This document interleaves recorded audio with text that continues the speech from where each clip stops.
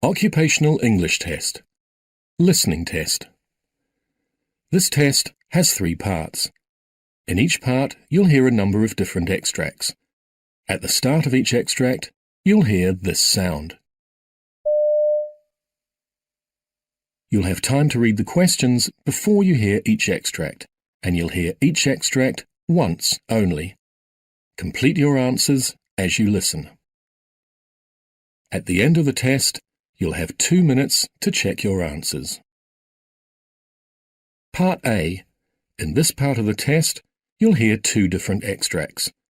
In each extract, a health professional is talking to a patient. For questions 1 to 24, complete the notes with information you hear.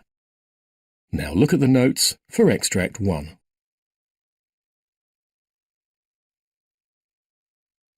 Extract 1. Questions 1 to 12. For questions 1 to 12, complete the notes with a word or short phrase. You now have 30 seconds to look at the notes.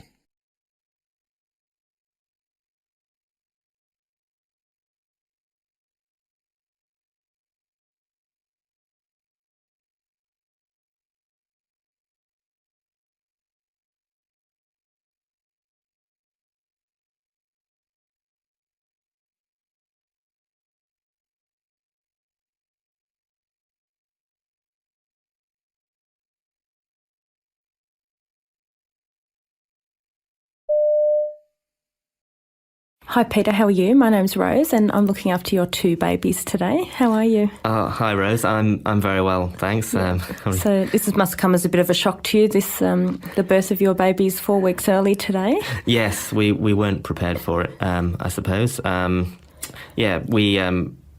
Sorry. That's okay. I know it's quite overwhelming, isn't it, when you've come in today and this has all probably been a huge shock and a big surprise. Why don't you come and sit down next to your babies and I'll explain to you what we've done. Okay. Because your wife will be down in recovery probably for another hour or so. So let's look at your little girl first. Have you got a name for her yet? Yeah, this is Olive. Oh, that's lovely. Is that a family name or? It is actually. It's my wife's grandmother's name. Lovely. Yeah. So as you know, Olive is a little bit, well, you can see by looking at her, smaller than her brother. And I guess the doctors would have spoken to you prior to the birth about why the babies needed to be delivered this 4 weeks early. And so the concerns, I guess, we have for Olive are related to the fact that she is small and so she doesn't have a lot of reserve and that places her at risk of some potential problems, which is the reason she's up here in the nursery.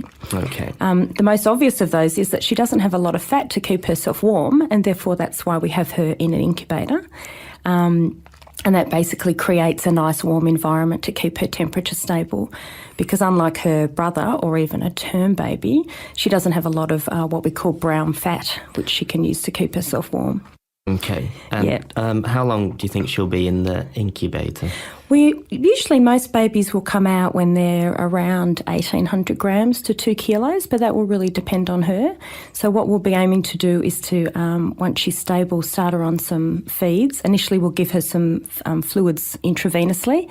And so once we can start to get some milk feeds into her and fatten her up, and once she's able to maintain her own temperature, she'll come out. So there's no set weight for that to happen. There's no set time for that to happen. It'll be a judgment call about how quickly she starts to maintain her own temperature and how quickly we can bring the incubator temperature down. So Peter, just take me back. I haven't had a chance to look through your wife's obstetric history. These were your first babies, is that right? Yes, that's right. We found out quite early that we were having twins because we had an early dating scan about 5 weeks, so we've had plenty of time to sort of think about that and prepare.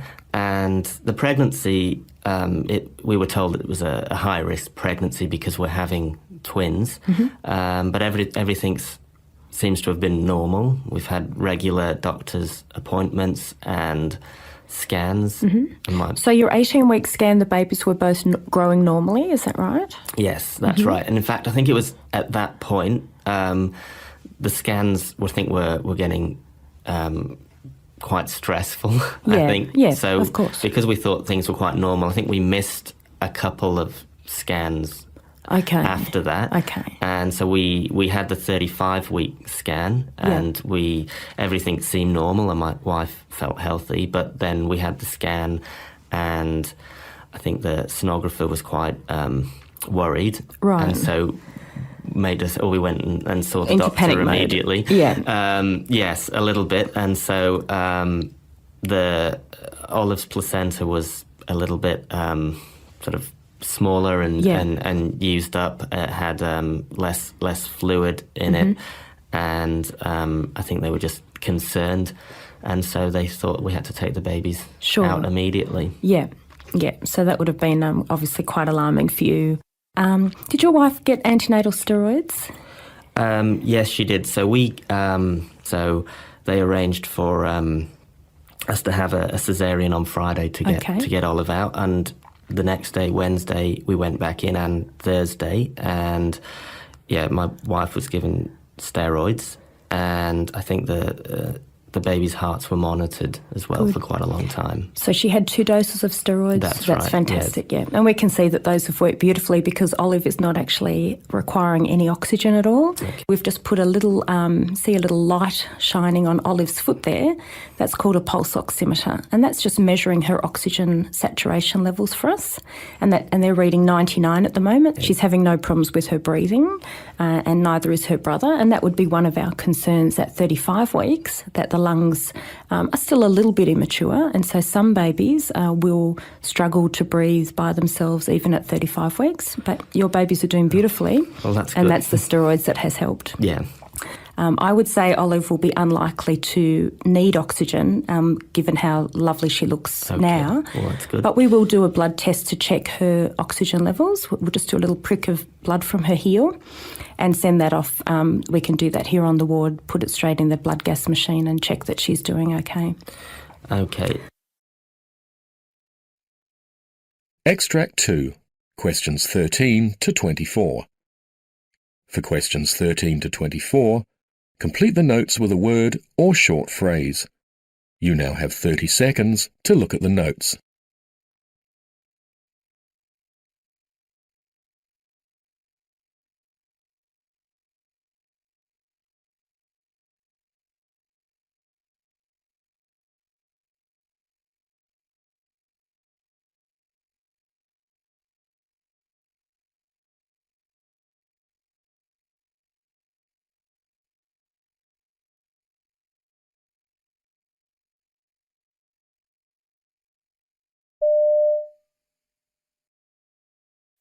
Okay, so when was the last time you saw an optometrist? I would say about 6 months ago. Okay, great. So did you get a new pair of glasses then? No, I didn't. Okay, and are you wearing anything at the moment? Yes, I've got glasses which I got about a year ago. Okay. And what do you normally wear those glasses for? Reading. Reading, okay. I generally don't wear them, for distance. Okay, great. So are you happy with how you see in a distance? Yes, I don't have a problem there. Mm-hmm. I'm just thinking, that it's getting a bit more difficult for reading. Okay. Especially small print. The phone book, for example, is really difficult for me. Yeah, well, the phone book is difficult anyway, I think. But, yeah, that can certainly be quite frustrating. Yes. So do you think the difficulty was there when you got your most recent glasses a year ago, or do you think it's gone downhill since then? I think that my vision in my good eye is not as good as it was 12 months ago. Okay. All right. So tell me about your eye history then. Yes, well, it goes back quite a bit. Around about 2006, I started to notice a slight waviness in lines that I was reading. Okay. And that was in your right eye? In my right eye. Okay. And the ophthalmologist said, you've got a problem with your right eye. You should see a specialist, a retinal specialist. Mm-hmm. So that was organised by about, late 06, maybe into 07. Okay. The specialist did a scan and decided that, there was an accumulation of fluid in the front of the retina. Okay. And prescribed Lucentis injection. That was done monthly for, I think, about 2 years. Okay. Until I eventually changed over to the eye and ear, mainly because it was costing quite a bit. So how often are you seeing the specialist at the eye and ear now? Well, I used to see them initially about 3 monthly, Yes. but now it's about 6 monthly. Great, okay. So is there someone that you see there specifically, or are you just sort of going through the public clinic? The public clinic, but in the retinal clinic that I attend, there are about 3 doctors, and I see one or other of those 3. Okay, so you are getting that continuum of care. Oh, yes. Great. Yes. And are they fairly happy with how stable that right eye is at the moment? Well, I think they are disappointed that it was not successful. I mean, it's. I think I've had something like 25 injections of Lucentis. Yeah. And I think that, I've lost central vision in the right eye. They're not too happy about that. But the last scan they did, there was no fluid there. Great. So I presume it's just a wait and watch now and see That's what. right. Yeah. See what eventuates. So are you aware of what the AMSLA chart does?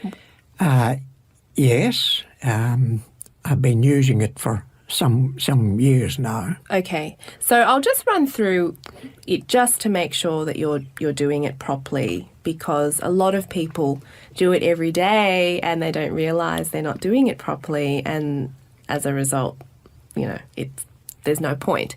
So it basically checks the very, very central visual field of both eyes.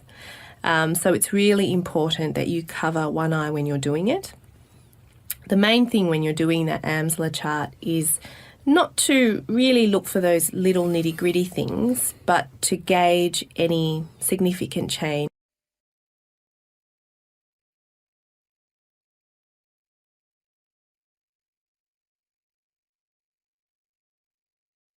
That is the end of Part A.